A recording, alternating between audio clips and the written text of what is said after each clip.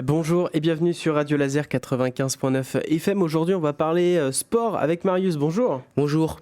Tu as choisi donc une discipline aujourd'hui que tu aimerais nous faire découvrir ou nous expliquer. C'est laquelle? C'est le badminton. Qu'est-ce que tu peux nous dire sur le badminton? Le badminton, ça peut être un sport loisir qu'on peut pratiquer avec ses amis et ça peut rapidement devenir compétitif et être principal dans notre vie.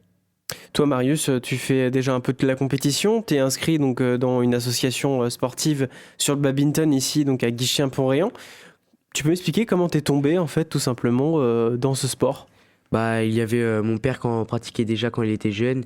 Et puis une fois, sur le forum des associations, on est tombé devant le stand du badminton et j'ai rapidement pris contact avec l'association pour essayer les entraînements et ça m'a rapidement plu.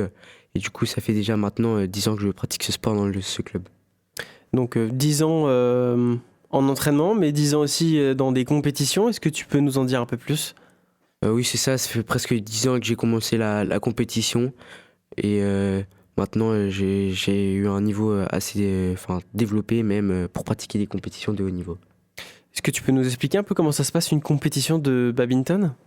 On est convoqué 1 heure avant son premier match.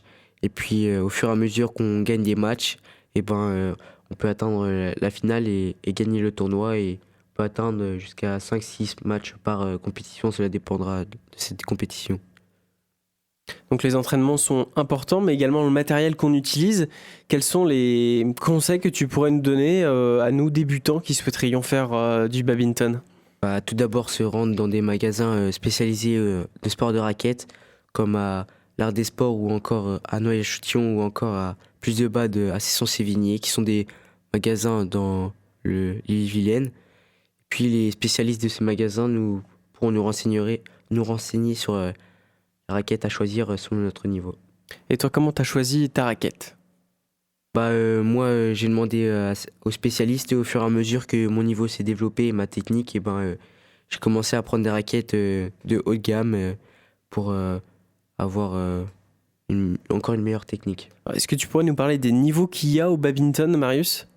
Il y a le niveau départemental au début et puis ça peut même aller jusqu'au niveau national avec les championnats de France et par équipe ou individuel. Est-ce que l'achat du matériel est assez quand même coûteux en fonction du niveau qu'on a? Oui, l'achat d'une raquette peut être très cher si on prend une raquette haut de gamme comparée aux raquettes bas de gamme. C'est à peu près quelle moyenne?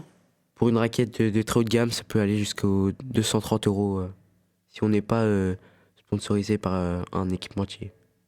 Et le mieux, c'est quand même d'être sponsorisé? Les raquettes reviennent moins chères, mais après c'est compliqué. Il faut déjà avoir un très bon niveau et dans les 10 meilleurs français.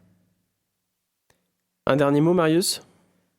Si vous voulez aller choisir une raquette de bad et vous y mettre, allez demander à un spécialiste dans les magasins.